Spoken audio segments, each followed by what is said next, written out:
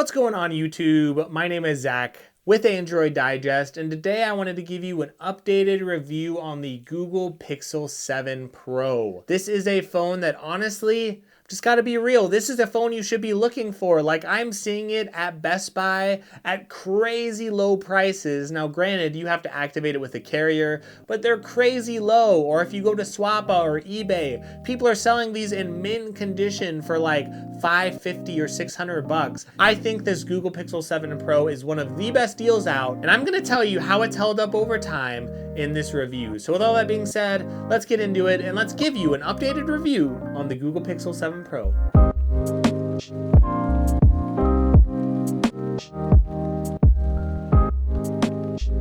So the Google Pixel 7 Pro, I really think this is a phone that's for those people who want a very high-end flagship with like top-notch cameras, but they don't want to spend all the money that they're going to have to spend with an S23 Ultra. It's also for those people who want a simple smartphone experience. It's also good for those people who want things like spam calls blocked out. You want the Google dictation that you get with voice typing. Like, that dictation that Google has is terrific. You want a lot of great features that Google provides, but again, you don't want to spend all the money to get the features like that in something more expensive like the S23 Ultra. Because the S23 Ultra, let's face it, that phone has the best camera out right now. It is a huge megapixel count, but beyond that, the zoom in that phone is amazing. That phone has the best performance. It has the best battery life, and I cannot doubt that that is true. I know it's true, and I know if you compare the Google Pixel 7 Pro to that, it's not going to be quite as good.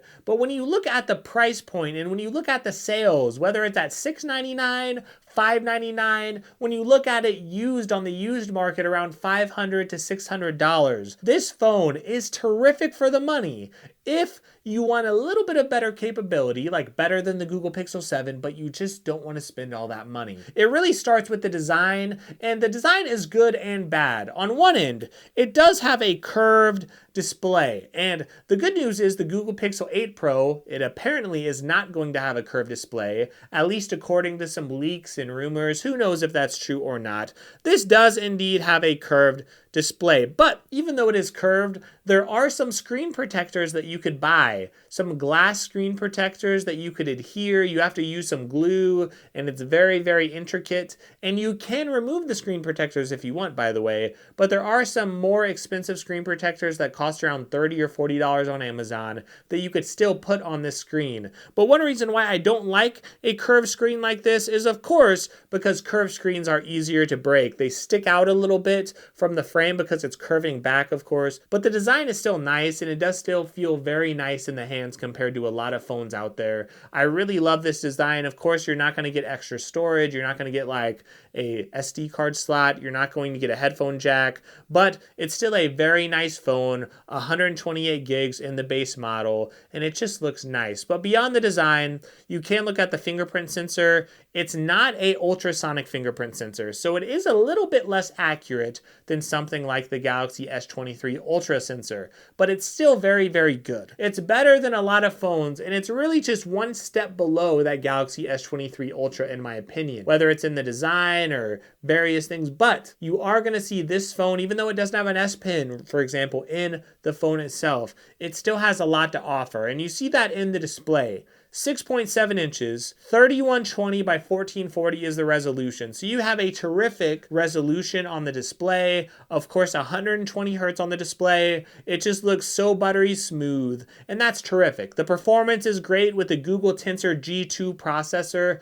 and it flies through everything that I'm doing on the phone, and that's all well and good. But beyond that, it just feels so good to use. Like, people don't realize the software experience. In my opinion, it's so much better than phones like Samsung phones. Now, Samsung phones have extra features. I actually think Samsung has more features than a Google Pixel. But if you look at the Google Pixel phone, it just doesn't have a lot of bloatware in it. It just has your Google apps, and that's it. You don't have to deal with Google apps and Samsung apps and then a bunch of extra apps they throw on through your carrier. Like, you get a very simple experience, and you get a lot of great features that make your life easier, whether it is the hold for me option where Google will hold for you whenever you're calling calling customer service. All of these smaller features make a big difference in the life of a daily user, right? If you are using your smartphone, you want something like that. You want your phone to be fast, have an amazing display. And again, even though this isn't quite as good as Samsung's display, even though it's not quite as good as that gorgeous OLED or AMOLED display they have, it's still very, very close to the display in the S23 Ultra. And it is better, in my opinion, than the regular Galaxy S23 display because it has such a good resolution. But yeah, this phone, it flies through everything I needed to do. The software experience is one of my favorite things, and the camera is terrific. Now, Samsung, the cameras on those phones, even if they are super, super good, I get they're good, I get they're grand in many ways, and you get way better zoom on the S23 Ultra than you will get on this. But I will say that Samsung often amplifies the colors, and in some ways it makes it look better. But in some ways it's a little unrealistic. And for those of us who want good photos, especially if you don't have a white skin tone like me, a lot of phones don't do a good job with people of various skin tones, and Google Pixels, I would say, do the best out of any phone with people that have different skin tones. So yes, I would say this phone has a terrific camera. Again, I would say it's a step below the Galaxy S23 Ultra because you don't have to deal with shutter lag. The shutter lag is much better in this phone. Now, it might take a little bit of time to process some photos, but the initial picture you take is much better with kids or moving subjects, and I would say the Google Pixel has very true-to-life photos, in my opinion, compared to some higher-end phones. So if you're going to compare it overall, I would still say the S23 Ultra has a better camera, and the video quality is a little bit better as well, but it's only by a hair, right? So if you get a great camera, if you get great video quality, if you get a terrific display, OLED, 120 Hertz, you get terrific performance, and even the battery life. The battery life is not as good as the S23 Ultra because the processor isn't as efficient, but it's still very, very good. It's a 5,000 milliamp battery in this phone, and the only difference between this and the S23 Ultra, of course, is going to be the processor efficiency. It's a little bit better on the S23 Ultra. So sure, this doesn't have the best battery life, but it's still very, very good. I still get around 6 hours of screen on time, give or take,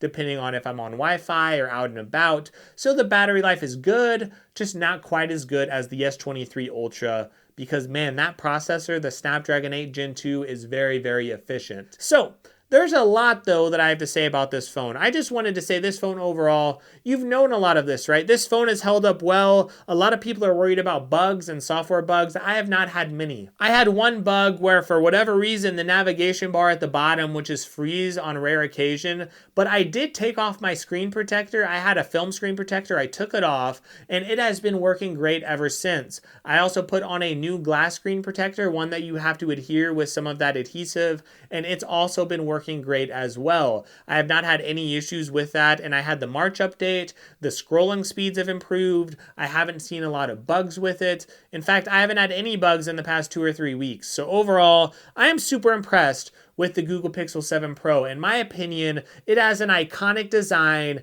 It looks great. The fingerprint sensor, not quite as good as the S23 Ultra. There's a couple of minor differences. I understand it's not quite as good in every single way. But overall, when I look at the overall package, for the price, you can't get a better flagship phone. It's a step below that S23 Ultra, absolutely. But it is still tremendous. It's one of the best phones you could get on Android. This is definitely a phone I would recommend, especially for you bargain hunters out there. So hopefully this video helps. Please give me a like and a sub if you liked it. And by the way, check out some other videos on my channel as well. Give me a like and sub to support me, by the way. Use those affiliate links in the description and enjoy your day in all of these crazy, crazy times.